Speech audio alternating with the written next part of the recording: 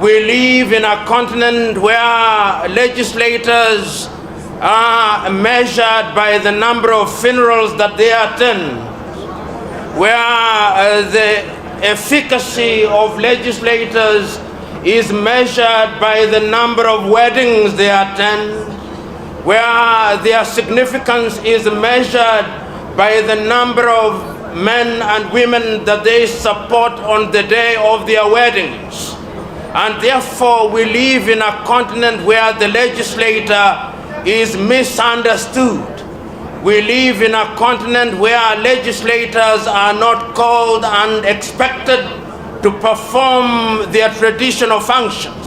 We were told then that you, honorable members of the House of Representatives, represented us. We were told then that you are our servants. And for a long time we believed that you are our servants. But over the years things did change, and we started believing that you are no longer our servants and that you had become our masters, and that therefore even when you claim to represent us in many African countries and you remind us that you are our servants, we do not believe you, because it is the newspapers that are left to say what you say. The question that you must ask yourself, and this is a personal question, now that you have been given the honor and privilege of serving Nigeria, now that Nigerians and Africans refer you to as honorable members, the question is, are you honorable members or horrible members? Because the question as to whether you are honorable is determined by the service that you render to the people.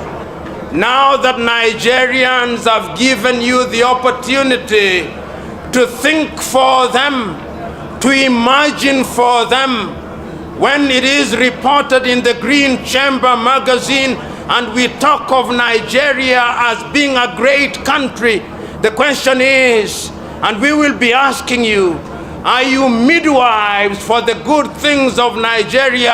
Are you midwives that deliver bouncing baby boys and girls, or you are midwives that kill the children in the cradle?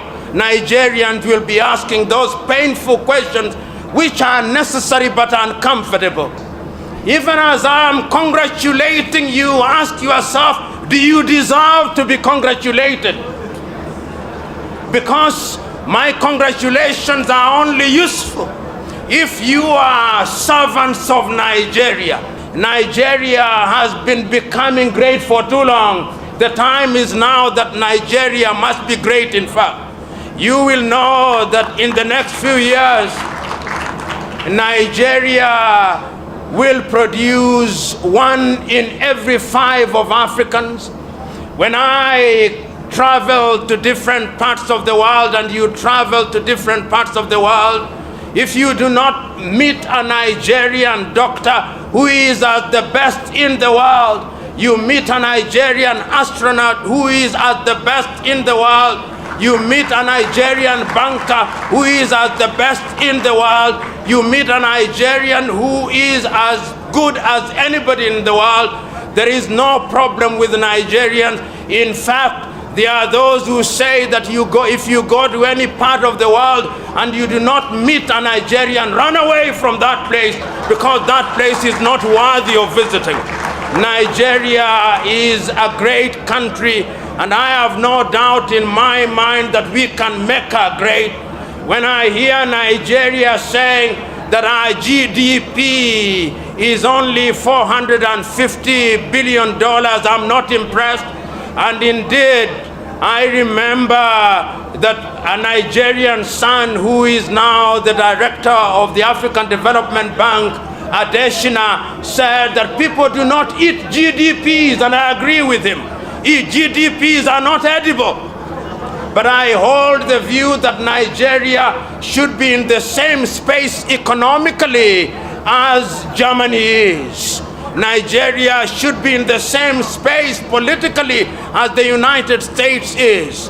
I look forward to the day when Nigeria will have reawakened her agriculture, and that legislation will be produced and publicized in the magazine which speaks to agriculture. I know Nigeria can be great. I know Nigeria will be great, but Nigeria can be great and will only be great if you men and women seated here choose that Nigeria will be great.